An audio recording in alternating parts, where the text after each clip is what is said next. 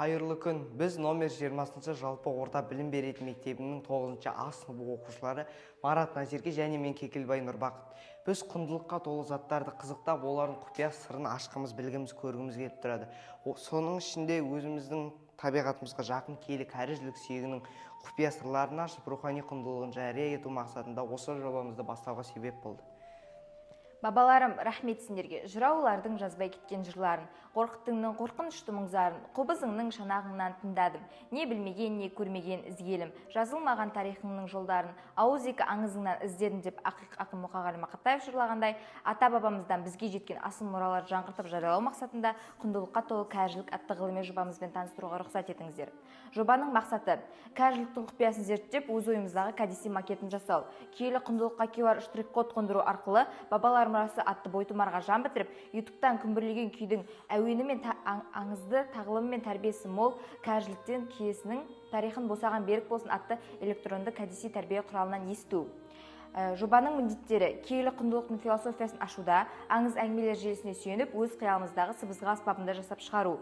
Жобаның өзектілігі ұлы даланы мекен еткен төрт түліктің сүйегіне дейін дәріптеген ата-бабамыздан қалған қолөнер туындысын жаңғырту, өз замандастарымызды сүйектен өнім жасауға, оның сырын танып білуге, үйренуге баулу, қолөнерге жақын бала ешқашан жамандыққа бармайтынын, ой қиялын ұшқыр болатын дәлелдеп, қазір кезде кейбір берекесі қашқан отбасын сақтап қалуға осы киелі кәдесый құндылығын рухани жаңғыру бағдарламасымен үндестіру. Кәріжілікті зерттеу барысында ең алдымен ата-бабаларын пайдаланған құндылықтың астарында қандай аңыз дастандар бар деп іздестірдік. Осы бағытта ата-бабаларымыздың пайдаланған құндылығы бала тәрбиесіне бірден-бір пайдасы зор екенін біліп, осындай баспадан кітапша басып шығардық. Қазақта кәріжілікті қажылық деп атаған. Бұлай аталуының себебі мынада. Қойдың алдыңғы бөлігінде орналасқандықтан оған көп күш қалыптасады. Және де оған кәрі деп атау берілген себебі оның сыртқы тұрпатында болса керек. Бұлай қарасаңыздар, ол бүкірейген қартқа ұқсайтындығы. Және де мына жер бөркі, ал мына жерге көз салсаңыз, кәдімгі адамнан аумай қалады. Және де кәріжіліктің ілдіргісінен тұрмысқа қажетті заттарға да пайдаланатын болған. Мысалы, онымен біз ине жасап отырған. Бұнымен тон, киіз, аяқ киім де тігіп отырған. Бұл қолды қажамайды және де сынып та кетпейді. Қатты мығым сүйек екені мәлім.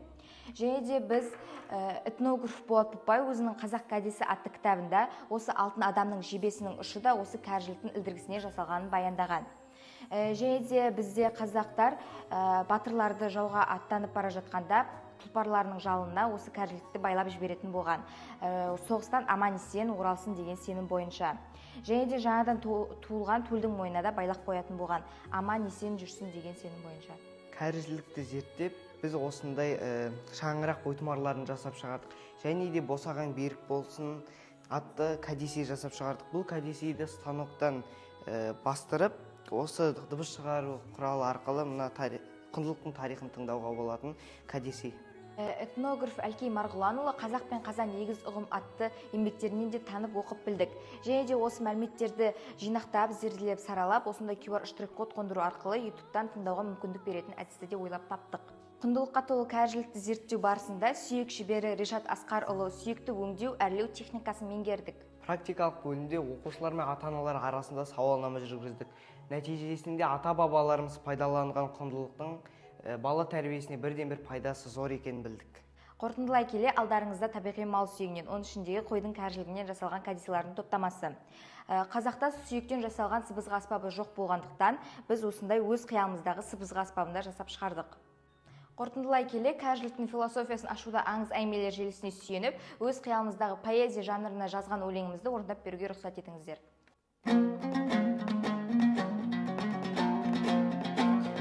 Атың барда жел танып, желеп жүріп, асың барда ел танып, беріп жүріп, ұлы дала перзенті дана халқым, шығармаған тегін салт тегін қырып, астау менен табақтың сәні жілік, жол үлкеннің жіліктің кәріжілік, еті жұмсақ сондықтан оны көрсе, ақсақалдар қалады жаны кіріп. Бір мәселе айтайын осы арада, ауылдағы көргенсің шошалада, мал басымның құты мен киесі деп, кәріжілікті байлайды босағаға. ұзамайды қыз қырқың жігіт желең, еліміз жасқа қарайтын үмітпенен, сұр бойдақ боп жігіті ал қыздары, отырып қалар дейді екен күдікпенен. Құндылықтан тәрбие ал есіңе, берік болсын шаңырақ кәдесіне, деп қазекең кәделі жілікті де жаратыпты тұрмыстың кәдесіне. Уақыт ырғып ғасырдан ғасырына, ғалым болды өткеннің асылыны, тәрізілік тіл көзден сақтайды деп тілек шеті біліпті босағаға.